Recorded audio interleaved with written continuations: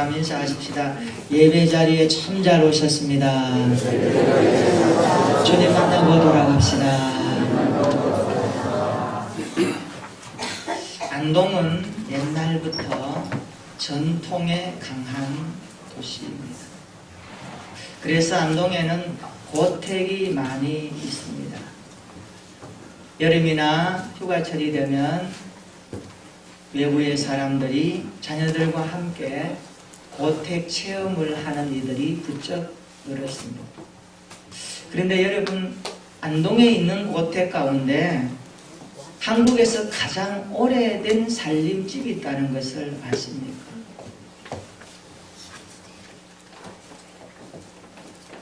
영상 한번 띄워주십시오. 임청각, 한국에서 가장 오래된 살림집입니다. 1519년 첫 주인 이명이라는 분이 낙동강가에 정자를 지은 게 시초가 되었습니다.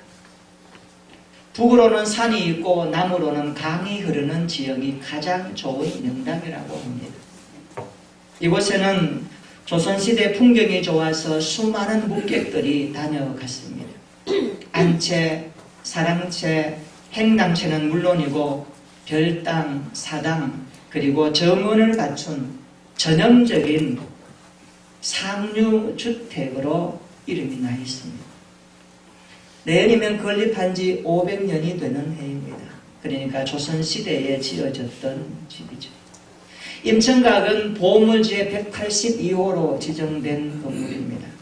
우리가 가까이 있으면서도 잘 못 가죠. 지나가면서 보기도 하는데. 다음 그림 하나 보여주세요. 이것이 현재의 임청각 모습입니다.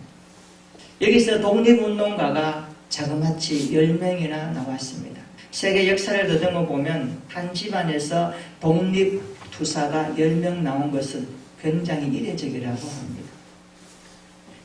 임청각의 현판은 퇴계 이황 선생님이 썼다라는 이야기가 있습니다. 임청각은 고성 이시의 종택입니다. 저도 이시거든요. 자긍심이 있습니다. 우리나라 독립운동을 대표하는 그러한 명소입니다.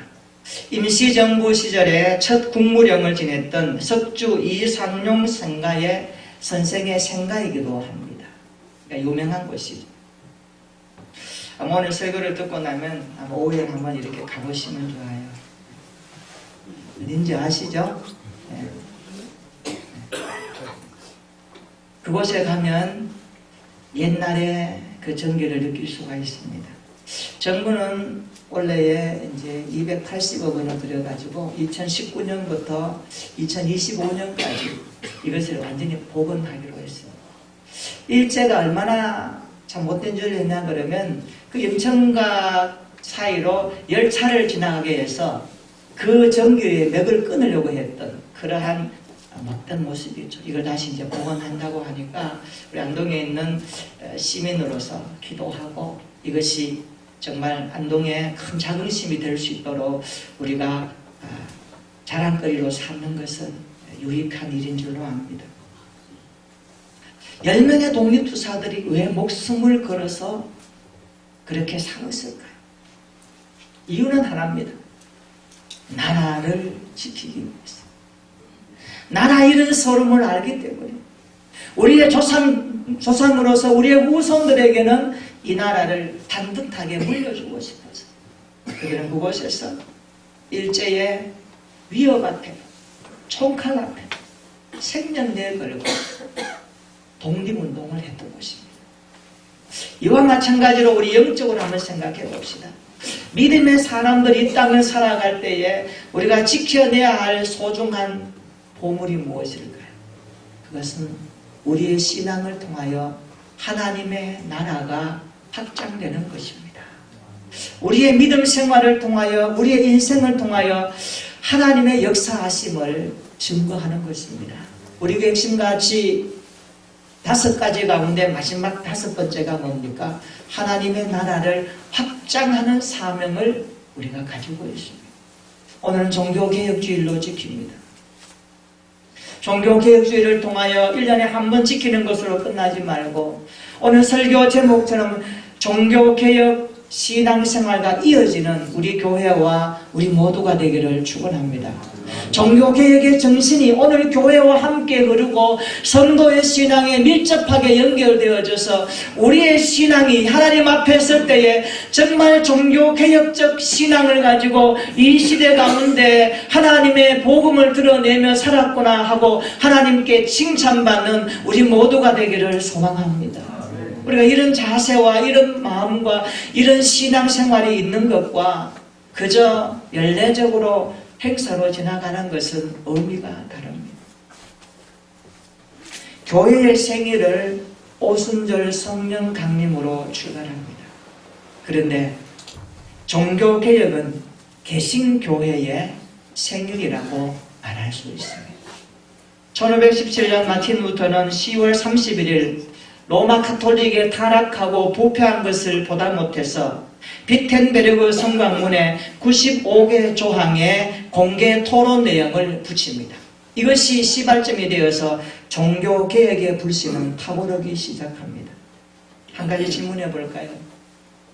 우리나라 국민 모두가 예수님을 잘 믿고 교회에 출석하면서 하나님의 공의와 정의를 드러낸다고 하면 여러분 만족하시겠습니까? 물론 만족하죠. 그럼 이렇게 질문해 보겠습니다. 우리나라 모든 백성들이 예수를 잘 믿는다고 할 때에 하나님의 통치가 온전히 이루어진다라고 말할 수 있겠습니까? 이 질문의 대답은 아마 고민할 것입니다. 그런데 우리가 시대와 역사를 통해서 보면 예수를 잘 믿는 사람이 있다 하더라도 그런 하나님의 공의와 정의는 만족할 수 없다는 것을 우리 역사를 통하여서 알게 됩니다. 그 사례가 중세 시대에서 답을 얻기 때문에 그렇습니다. 우리는 중세 교회에서 그 답을 찾습니다. 중세 교회는 역사상 가장 강력한 힘을 가진 교회였습니다. 중세의 교황은 세상의 왕보다 강력했으며 거의 모든 사람은 카톨릭 신자였습니다. 그런데 교회 역사가들은 중세 시대를 가리켜서 이렇게 말합니다. 중세 시대는 암흑 시대요 어둠의 시기였다고 평가합니다. 왜 그럴까요? 교회가 많고 하나님을 믿는 사람들이 많다고 했음에도 불구하고 중세가 왜 암흑의 시대요 어둠의 시대요? 역사가들은 그렇게 평가합니다. 교회가 부패했기 때문에 그렇습니다. 심지어 베드로 성당을 짓기 위해서 면제부까지 판매함으로써 예수님의 십자가를 모독하기 시작합니다. 루터가 있은 그 당시에는 교황이 레오 10세였습니다. 레오 10세는 100년 동안 끌어오던 베드로 성당을 완공하기 위해서 목적을 가집니다. 그래서 1506년부터 속죄권 판매를 시행합니다. 속죄권 판매라는 것은 막대한 공사비를 충당하기 위해서 백성들에게 속죄권을 판매하라는 교황의 명령입니다. 판매 촉진을 이루기 위해서 반액은 지방감독이 차지해도 된다라고 허용했습니다. 그리고 판매 책임자는 판매량에 따라서 보상을 해주었습니다. 그러니까 매력 있는 거 아니겠어요? 고위공직자들이 백성들에게 속죄권을 많이 판매하면 지방감독은 반은 자기가 먹으니까 나서서 할 수 있는 동기가 되죠. 그리고 나머지는 교황청으로 바치라고 합니다. 속죄권을 사는 사람은 즉시 죄 용서를 받는다라고 말하는 거죠. 연옥에 있는 자를 위해서 속죄권을 사면 이게 가톨릭의 오류입니다. 사람이 죽으면 예수님을 믿고 구원받은 사람은 영원히 천국 가고 우리의 육은 흙이기 때문에 흙으로 돌아가는데 그들은 다르게 해석합니다. 사람이 죽으면 연옥에 있다가 속죄권을 살 때에 너가 그를 위해서 돈통에 돈을 쨍거나 하고 넣을 때에 그 연옥에 있는 영혼이 천국으로 간다라고 말하는 거예요. 그럴듯하지 않아요? 무지한 사람들은 다 넘어갑니다. 그래서 속죄권을 사기 시작합니다. 많은 돈이 들어옵니다. 이게 중세시대의 타락의 모습이었습니다. 사람들은 속죄권을 사기 위해 줄을 섰으며 중세교회는 극도로 부패하기 시작합니다. 얼마나 비성경적인 모습입니까? 오늘 바울은 이렇게 말합니다. 로마서 1장 17절입니다. 복음에는 하나님의 의가 나타나서 믿음으로 믿음에 이르게 하나니 기록된 바 오직 의인은 믿음으로 말미암아 사니라. 할렐루야. 복음에는 하나님의 의가 나타났다라고 말합니다. 하나님의 의, 이것은 사도 바울의 핵심 신학입니다. 하나님의 의. 바울은 로마서에서 이 말이 8번 사용되는데 다른 바울서 신에는 2번 나옵니다. 나머지 신약 성경에는 3번 사용되는데 이 의라는 단어가 명사로서 단독적으로 쓰일 때에 로마서에는 33번이나 언급되는 아주 귀중한 단어입니다. 하나님의 의. 한번 찾아보시면 좋을 거예요, 여러분.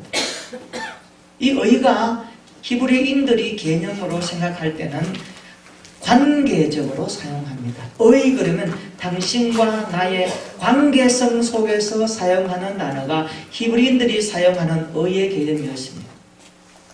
이 의의 개념이 하나님과 인간 사이에 적용될 때에도 관계적으로 성경은 사용합니다. 하나님은 이스라엘 백성과 언약 관계를 맺으셨습니다.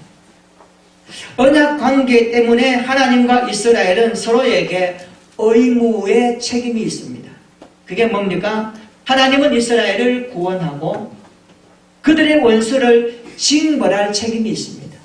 그리고 이스라엘은 하나님의 거룩한 백성으로 하나님을 섬겨하는 것입니다.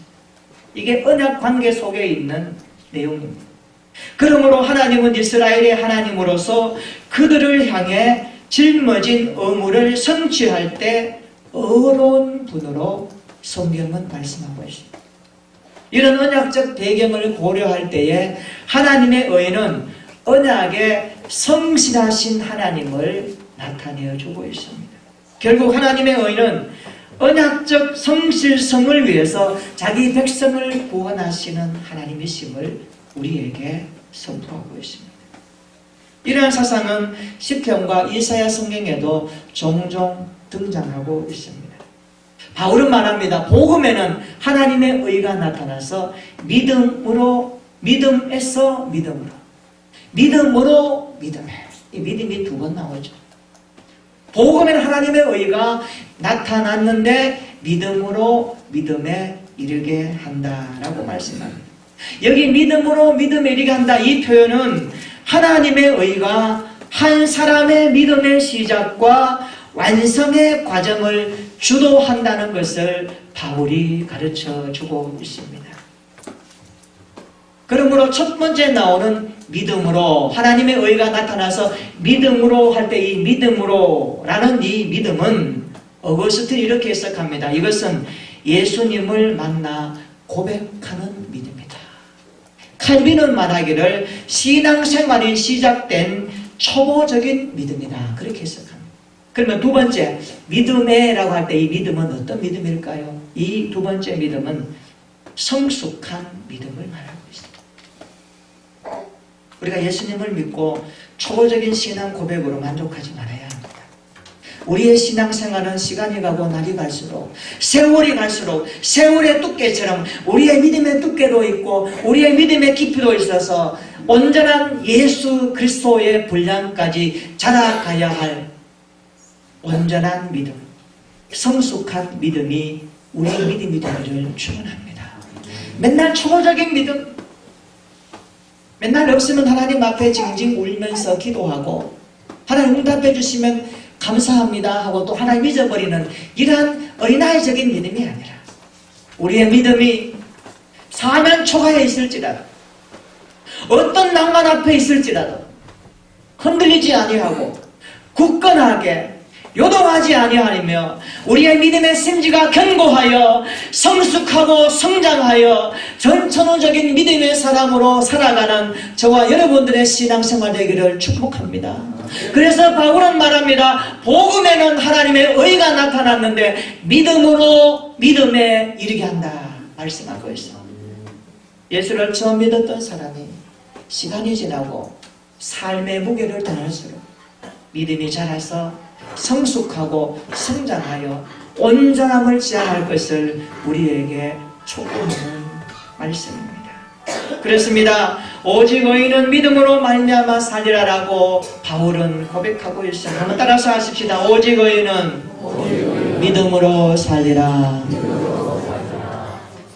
여기 살리라 이 단어는 요한복음 3장 16절에 나오는 영생이라는 표현과 동일한 의미로 사용되었습니다. 그러니까 이런 내용입니다. 결국 믿음으로 어렵다함을 받은 인생은 영생적 삶이 영원토록 보장되어 있다라는 그런 내용입니다. 할렐루야. 이것이 구원 아닙니까? 이게 구원이에요. 그리스도를 믿는 믿음으로 출발하여 그리스도를 알아가고 그리스도의 뜻을 이루며 살아가는 우리의 삶의 풍성한 믿음이 궁극적으로 하나님의 나라에서 영생적 삶을 누리게 될 것을 바울은 약속하고 있습니다. 그래서 오직 의인은 믿음으로 말미암아 살리라. 할렐루야. 이 믿음이 우리 모두의 믿음이 되기를 축원합니다. 우리 교회의 믿음이 되기를 축원합니다. 이 믿음으로 사는 자가 최후 승리가 일어날 줄로 믿습니다. 바울의 고백은 우리의 고백입니다. 이 고백을 종교 개혁자들은 붙들었던 것입니다. 이것이 복음의 위대함 아닙니까? 복음의 위대함을 깨달은 우리는 종교 개혁의 정신을 이어가야 합니다. 십자가 복음에 철저하게 서 있어야 합니다. 그래서 신앙생활은 날마다 변화되어야 하고 교회는 세워져야 합니다. 그것이 종교 개혁의 참된 정신입니다. 그러므로 우리는 종교 개혁의 정신을 우리의 신앙으로 이어가기 위해서는 세 가지를 붙들고 살아야 합니다. 첫째는요, 오직 성경으로 살아야 합니다. 따라서 합시다. 오직 성경으로 살아갑시다. 솔라 스크립투라. 오직 성경으로 살아가는 우리 교회 믿음의 권속들 되기를 축원합니다. 우리가 평생 동안 붙들고 살아야 할 것은 오직 성경입니다. 하나님의 말씀입니다.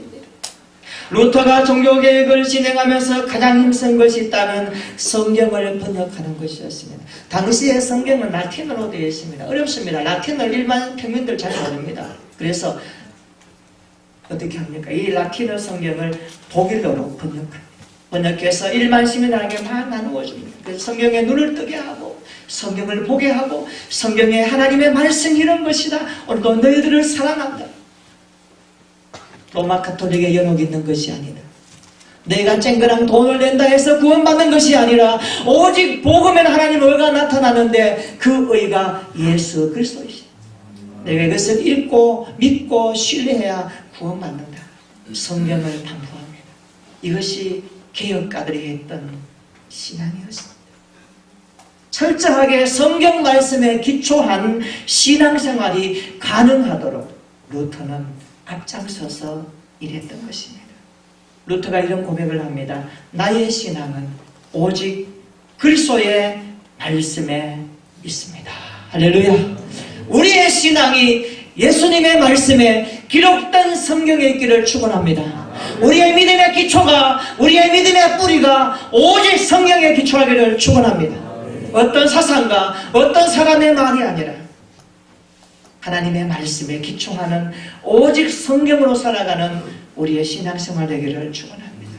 아브라함 링컨이 이런 고백을 했습니다. 유명한 고백입니다. 성경은 하나님께서 인간에게 주신, 따라서 합시다, 최고의 선물입니다. 여러분 성경 한번 들어보세요. 이 성경이 하나님이 우리에게 주신 최고의 선물임을 믿으십니까? 그 하나님의 말씀이 이겁니다. 이것을 우리가 받았다는 것은 최고의 선물을 받은 거예요. 나라의 왕이나 장관에게, 심지어 구청장이나 시장에게 선물 하나 받으면 평생 자랑할 텐데, 우리는 그보다 더한 만왕의 왕이신 여호와께서 기록한 그 성경을 오늘 우리에게 선물로 주셨다는 것을 잊어버리고 살 때가 얼마나 많습니까? 그래서 말씀 사랑은 하나님 사랑이에요. 이 말씀을 여러분 생명처럼 아끼고 지키시기를 축원합니다. 이 말씀에 기초한 신앙이 되기를 축원합니다. 그것이 종교개혁가의 정신을 오늘 우리의 신앙에 접목하는 믿음입니다. 오직 성경으로 살아가는 우리 모두가 되기를 축원합니다. 두 번째로 오직 은혜로 살아가야 합니다. 솔라 그라티아. 오직 하나님의 은혜로 살아가는 우리의 인생이 되기를 축원합니다. 1511년 어느 날 마틴 루터는 신부의 몸으로 로마를 여행하고 있었습니다. 30세의 청년 신부, 그는 자기의 영혼을 괴롭히는 죄 문제를 고민하고 있었습니다. 그래서 순례자와 함께 그 무리에 함께 모여서 빌라도의 계단을 루터가 오르고 있었습니다. 그 마음에 무거운 죄의 짐이 있습니다. 사람들은 전통에 따라서 그 계단을 기어오르면, 무릎으로 기어오르면 자기의 죄가 용서받는다고 믿고 있었습니다. 당시의 사회적인 인식이었습니다. 그리고 평화가 온다고 믿었습니다. 그런데 땀을 흘리며 빌라도의 계단을 올라가고 있던 이 루터에게 갑자기 번개처럼 성광처럼 그의 내리의 가슴에 내리찍는 한 말씀이 있었습니다. 그것이 바로 이런 말씀입니다. 오직 의인은 믿음으로 말미암아 살리라. 로마서 1장 17절의 말씀이 그의 가슴에 부닥치기 시작합니다. 번개처럼 성광처럼 들려옵니다. 그래서 그 순간 루터는 번쩍 일어납니다. 그리고 무릎으로 기어오르던 그곳을 서서 다시 걸어 내려옵니다. 그러면서 이렇게 말합니다. 인간의 고행이 구원을 주지 못한다. 하나님의 은혜로 구원받는다. 그는 그렇게 고백하면서 내려왔습니다. 그의 마음에 평안이 찾아왔고 하나님의 임재하심의 역사가 경험되기 시작합니다. 그렇습니다. 구원은 고행으로 받는 것이 아닙니다. 종교적 이름으로 내가 선행을 행하고 내가 바르게 살고 내가 남에게 많은 것을 베풀고 한다 해서 천국 가는 것은 아닙니다. 구원은 노력으로 받는 것이 아닙니다. 여러분, 오직 은혜로 얻는 것이 구원입니다. 하나님의 은혜로 구원 얻습니다. 믿으시기를 축원합니다. 바울은 이렇게 고백합니다. 나의 나된 것은 하나님의 은혜로 된 것이니. 여러분의 여러분 된 것은 누구일까요? 여러분 아닙니다. 하나님의 은혜. 여러분을 창조하시고 여러분 이 땅에 보내주시고 이 땅에 살아가게 하시고 모든 환경과 여건을 주신 그 하나님이 어느 날 여러분에게 성령으로 찾아오셔서 너를 위한 구원이 있다. 그것은 십자가 위에서 이루신 하나님의 의다. 성령께서 깨닫게 하시고 믿게 하셔서 우리가 하나님을 아빠 아버지로 부르게 된 줄로 믿습니다. 이것이 나의 나된 것은 하나님의 은혜인 것입니다. 이 오직 하나님의 은혜를 붙들고 살아가는 우리 모든 성도들 되기를 축원합니다. 이것이 종교 개혁의 정신을 이어가는 신앙생활입니다. 세 번째, 오직 믿음으로 살아가시기를 축원합니다. 솔라 피데. 오직 믿음으로. 할렐루야. 옆에 분에게 한번 격려해 주십시다. 오직 믿음으로 살아갑시다. 이 고백대로 살기를 축원합니다. 오직 믿음입니다. 오직 믿음. 다른 것이 섞일 수가 없습니다. 다른 것이 대치될 수가 없습니다. 다른 것이 거기에 들어올 수가 없습니다. 오직 믿음으로 살아가시기를 바랍니다. 이 믿음이 무엇입니까? 에베소서 2장 8절에 말합니다. 너희는 그 은혜에 의하여 믿음으로 말미암아 구원을 받았으니 이것은 너희에게서 난 것이 아니요 하나님의 선물이라. 오직 은혜, 오직 구원의 선물은 믿음으로 받는 줄로 믿습니다. 믿음이 무엇입니까? 그리스도를 영접하는 것입니다. 그리스도를 인정하는 것입니다. 그리스도를 내 안에 모시는 것입니다. 그 사람의 인생의 주인은 주님이 되십니다. 우리가 믿음으로 살 때에 주님이 내 삶을 책임지시고 내 형편을 아시고 내 인생의 미래를 보장하셔서 영원한 천국까지 인도하시는 성령으로 동행하시는 주님이십니다. 오직 믿음으로 살아가는 우리 교회와 우리 성도들의 삶이 되기를 진심으로 축원합니다. 오직 성령, 오직 은혜, 오직 믿음. 이것이 종교개혁의 정신이요 개신교회의 신앙입니다.